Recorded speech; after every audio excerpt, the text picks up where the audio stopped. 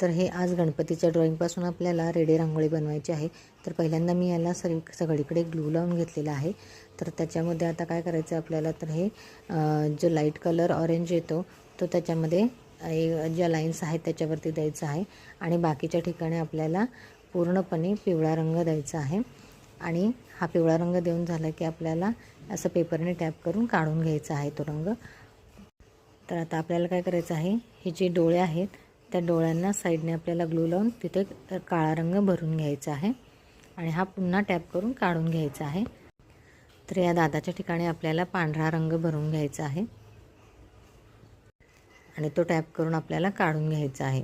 त्याचप्रमाणे हा जो चेहऱ्याचा भाग आहे त्या ठिकाणी सर्वत्र आपल्याला ग्लू लावून घ्यायचा आहे आणि आता या ठिकाणी आपल्याला डार्क ग्रीनची एक लाईन द्यायची आहे।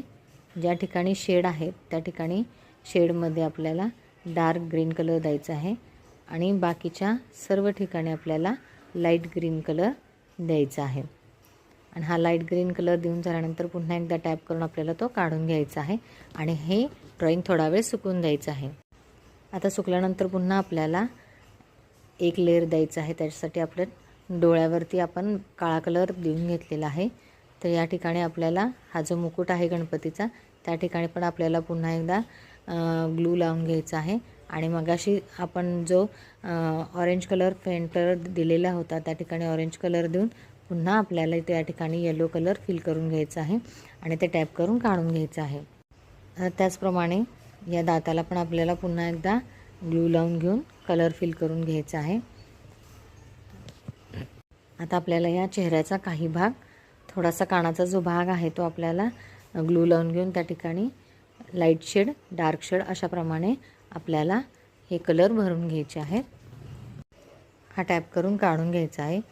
त्याचप्रमाणे आपल्याला चेहऱ्याचा जो राहिलेला भाग होता त्या ठिकाणी आपल्याला सगळ्या ठिकाणी ग्लू लावून घ्यायचा आहे आणि सर्व ठिकाणी हा ग्लू लावून झाल्यानंतर आपल्याला या ठिकाणी मगाशी दाखवल्याप्रमाणेच आपल्याला थोडीशी डार्क ग्रीनची शेड द्यायची आहे आणि त्याच्यानंतर आपल्याला लाईट ग्रीन कलर या ठिकाणी पण आपल्याला भरून घ्यायचा आहे आणि टॅप करून काढून घ्यायचा आहे। तर आता या ठिकाणी आपल्याला ब्लॅक कलरने आपल्याला आउटलाईन करून घ्यायची आहे। सर्व ठिकाणी ब्लॅक कलरने आपण आउटलाईन करून घेणार आहोत। तर मुकुटावर पण आपण काही डॉट्स देणार आहोत आणि कपाळावर पण बिंदी करून घेणार आहोत। रेडी रांगोळी तयार।